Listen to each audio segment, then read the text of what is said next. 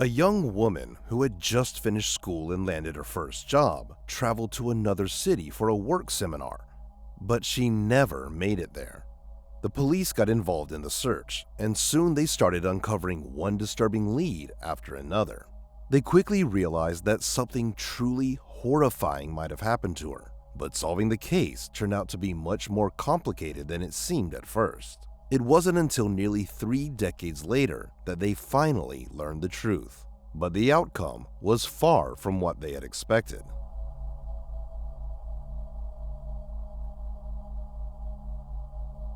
Barrett Lynn Beck was born on April 12, 1972, in the small town of Sturtevant, Wisconsin. It was a quiet, peaceful place where, as the locals said, nothing much ever happened, neither good nor bad. Life there was slow-paced, crime rates were low, and the town was a popular choice for families with kids. Barrett lived in Sturtevant with her parents and her younger brother. She went to the local school, had plenty of friends, and was well-liked because of her warm personality. One of her biggest passions was music. She played the violin in her school orchestra. In high school, Barrett started dating a boy named Kurt, and the relationship continued after they both graduated. By the summer of 1990, Barrett was 18 and thinking about her future.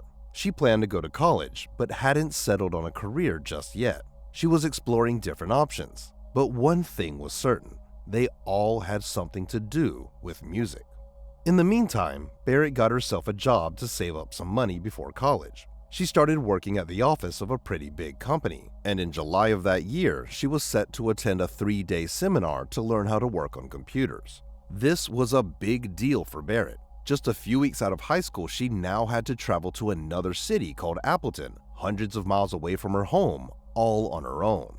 At first, Barrett's parents weren't too thrilled about the trip. They were naturally worried about their daughter traveling such a long distance alone and spending a few days in another city. But eventually, they came around. They knew she was an adult now, and the seminar was an important part of her job. On the morning of July 17th, they gave her the family van, helped her pack for the trip, and saw her off as she hit the road. Barrett had promised to call her parents as soon as she checked into her hotel. But as the hours went by, there was still no word from her. Her parents, already nervous about the trip, grew even more worried, especially since the drive to the city should have only taken a couple of hours. By evening, they decided to call the hotel, only to find out that Barrett had never checked in. Desperate for answers, they started reaching out to her coworkers, friends, and anyone else who might have seen her that day, but no one had. Despite all this, her parents clung to hope. They thought maybe she changed her plans, checked into another hotel, or stayed with someone she knew. They decided to wait until morning, hoping for good news.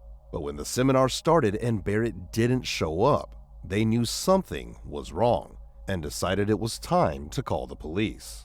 The police department got involved, but initially they didn't do much. They just put out a notice with a description of her van.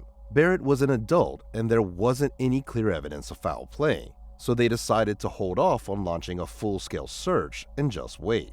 The day went by with no word from Barrett. She didn't contact her parents or show up at the seminar. The police also weren't able to locate her van, leaving everyone in limbo. The next day brought no developments either, until July 19th. That's when the police received a tip about a van matching the description parked near a supermarket in the small town of West Bend, about 65 miles from Barrett's home. Officers quickly confirmed that it was indeed her family's van and began examining it for clues. The van's doors were locked, and there was no sign of Barrett inside or anywhere near. The first thing officers found was a receipt from a Walgreens located just across the street from the parking lot. The timestamp showed it was issued on July 17th, the day she disappeared. When police spoke with the employee, they confirmed that Barrett had stopped by around noon. She was alone, seemed in good spirits, and her behavior raised no concerns. However, some other findings in the van painted a more troubling picture. The radar detector and stereo were missing, suggesting a possible robbery, but this was just the beginning. The van's interior was littered with cigarette ash, a lot of it. Given that Barrett had never smoked, it was clear someone else had been in the van. and judging by the amount of ash, they'd spent a considerable amount of time there.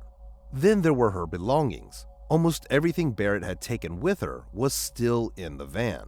Her red shirt, the one she was wearing when she left home, was on the floor, but part of it had been torn. The dress she'd planned to wear to the seminar was also there, along with her stockings, which had been tied into a knot. Even the shoes she'd worn when she left were still inside. One more detail stood out to investigators. Before Barrett's parents handed over the van, they recorded the mileage because her company had promised to cover her travel expenses. But when the police checked the odometer, they noticed an extra 461 miles. Considering it was only about 65 miles from her home to the parking lot, someone had driven the van much farther before leaving it there. Another clue pointing to someone else's presence in the van was the discovery of a couple of disposable coffee cups, one from McDonald's and the other from Burger King. Considering Barrett had likely driven only about 65 miles before something happened to her, detectives doubted she would have stopped at two different places for coffee. These details led investigators to suspect that Barrett might have been abducted, or that someone had stolen her van. However, the second theory seemed unlikely. She had been out of contact for several days, and there was still no trace of her whereabouts. The police tried to piece together a timeline of Barrett's last known movements and reconstruct her route. They discovered that she didn't head out immediately after leaving home. Her first stop was to visit her boyfriend Kurt. He told investigators that they talked for a while, discussed her upcoming trip and seminar, and then she left. Kurt said he hadn't heard from her since, and police found no evidence to suggest he was somehow involved in her disappearance. However, detectives did find something interesting. Kurt had given Barrett a fairly expensive ring, which she reportedly never took off. Yet, during the inspection of the van, the ring was found under one of the floor mats. Its placement suggested it had been intentionally hidden there, because it seemed unlikely that it could have simply fallen off of her finger and ended up under the mat by accident. If the ring had been removed by an unknown perpetrator, it raised another question. Why would someone steal the radar detector and stereo, but leave behind a valuable piece of jewelry? Meanwhile, forensic experts completed a thorough examination of Barrett's van and found dozens of fingerprints inside. Police asked her friends and family members to provide their prints so they could rule them out, leaving behind a few unidentified prints. These included fingerprints on a coffee cup, the inside of one of the windows, and on the boxes of cosmetics Barrett had purchased at Walgreens. But without a suspect to compare them to, these prints didn't help move the case forward. While the police continued to look for new leads, Barrett's family organized an extensive search effort. They brought in over 100 volunteers, gave interviews to local news stations, and combed through hundreds of miles along the route Barrett was supposed to take. On top of that, they raised $75,000 as a reward for any information about her whereabouts. Over the following weeks, detectives received several tips, but none of them led to a breakthrough in the case. This went on for over a month until August 22nd, when the police received a call.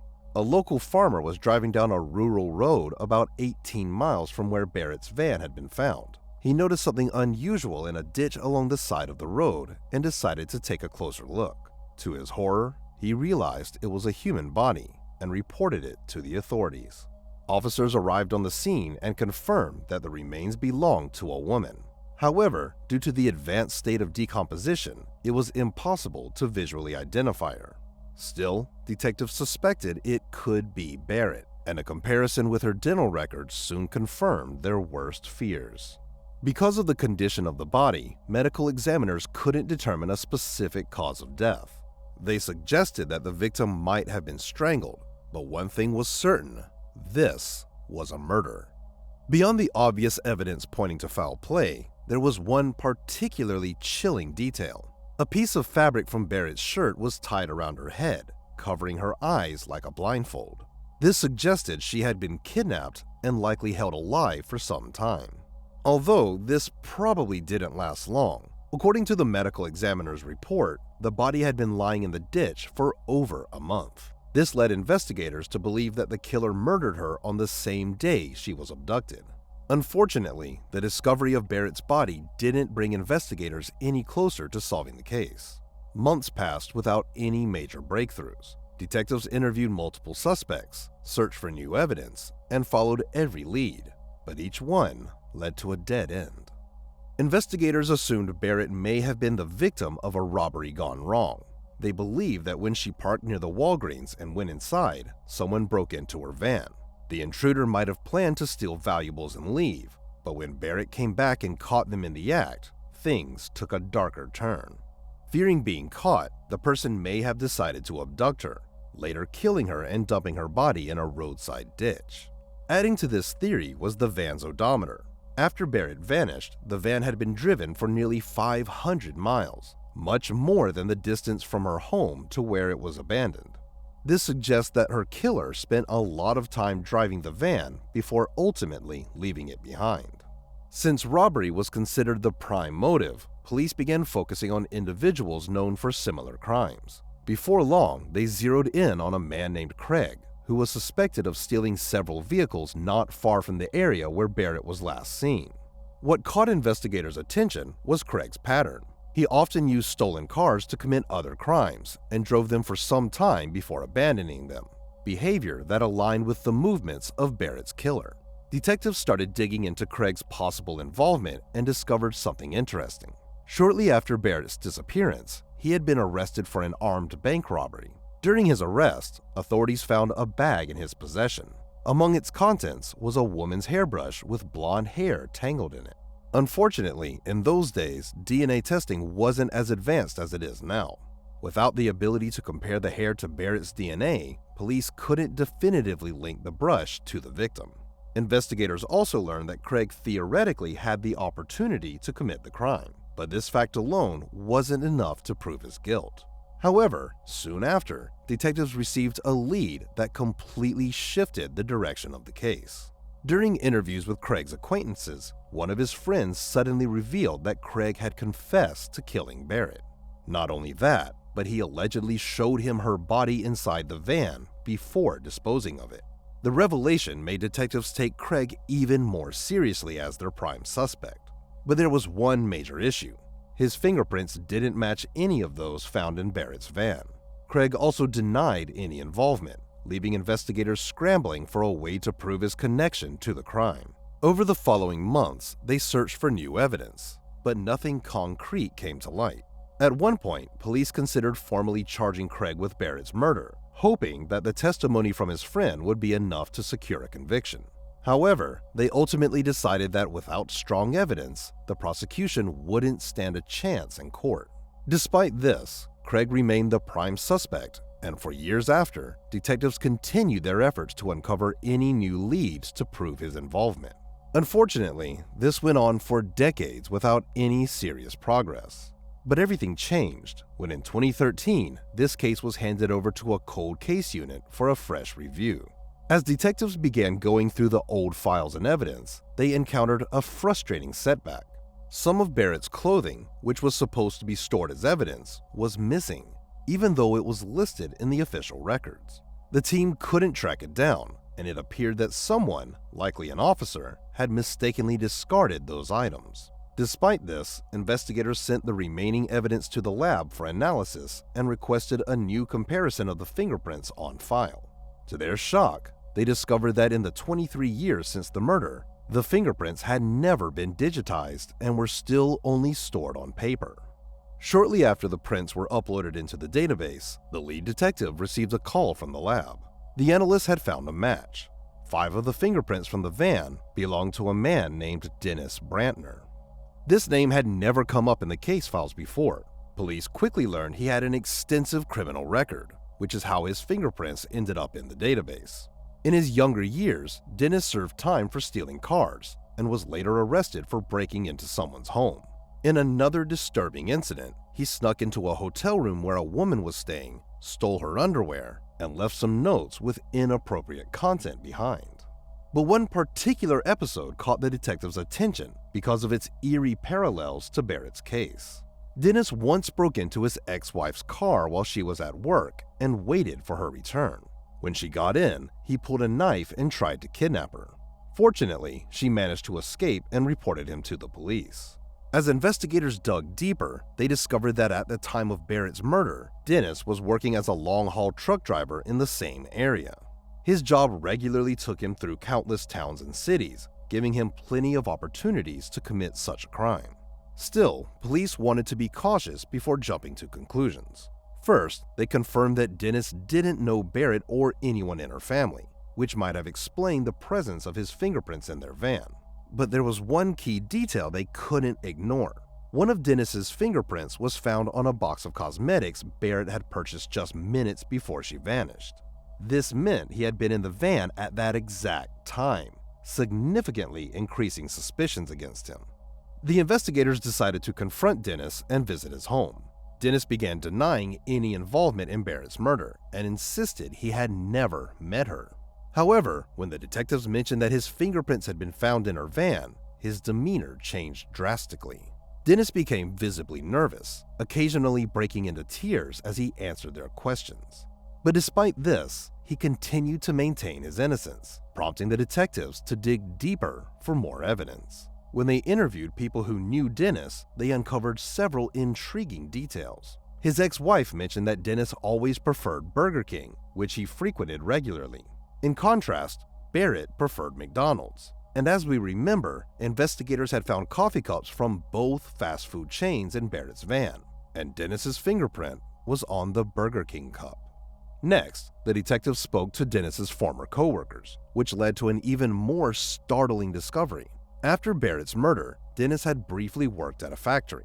3 of his colleagues recalled that he kept a photo of a young blonde woman in his toolbox during that time.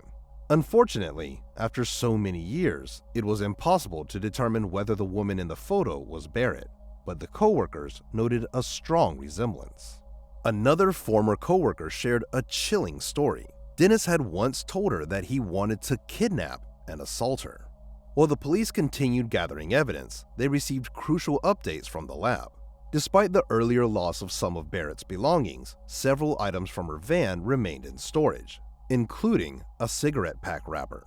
Using modern forensic tools, investigators found a new fingerprint on it, one that also belonged to Dennis. The collection of all this evidence and information took nearly a year, and in March 2015, Dennis was finally arrested and charged with Barrett's murder. But there was a significant challenge. While Dennis's fingerprints were found in the victim's vehicle, the prosecution feared this might not be enough for a conviction. By 2015, public perception had shifted to view DNA evidence as the gold standard in criminal cases. Unlike DNA, fingerprints did not establish a direct link to the murder itself. For instance, it was possible Dennis had been in the van under some other circumstances, leaving room for doubt about his involvement in the murder. Despite extensive forensic efforts, they couldn't find DNA samples linking Dennis to Barrett, her belongings, or her vehicle. Still, the case was brought to trial, which began in the summer of 2016.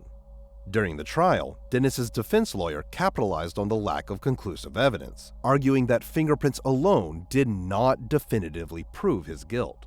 Eventually, this argument raised enough doubt among the jurors that they were unable to reach a unanimous verdict, and the process ended in a mistrial. Despite this setback, the prosecution quickly announced their intention to prepare for a retrial. For Barrett's family, the situation was agonizing. For 26 years, they had no idea what had happened to her, and now they had to watch as the man police firmly believed was responsible for her murder escape punishment. The second trial was scheduled for early 2018, but it came with its own set of challenges. The prosecution argued that Dennis attacked Barrett with the intent to assault her before murdering her, but proving his intentions beyond a reasonable doubt was even more difficult. The severity of his potential sentence depended directly on this argument, leaving the prosecution in a precarious position. If they failed to convince the jury of his guilt, Dennis could not be tried for the crime again and might walk free. After lengthy deliberations and consultations with Barrett's family, the prosecution reached a painful compromise. They decided to offer Dennis a plea deal. He would plead guilty to second-degree manslaughter. This ensured that he would go to prison, though for a significantly shorter time, and the case would finally be considered solved after 28 long years. After consulting with his lawyer, Dennis accepted this deal, and he was sentenced to the maximum possible term, 10 years in prison. With the time he had already spent in jail since his arrest, his total prison sentence was basically just 7 years. It meant that Dennis would be released at the age of 71. Barrett's parents, understandably, were upset by the lenient sentence, but they understood that without accepting the deal, there was a very strong possibility that Dennis would escape punishment entirely. For this reason, they reluctantly supported the plea agreement, fearing they might lose the only chance to achieve at least some justice. In memory of their daughter, her parents established a scholarship at her high school, awarded for excellence in music, which exists to this day.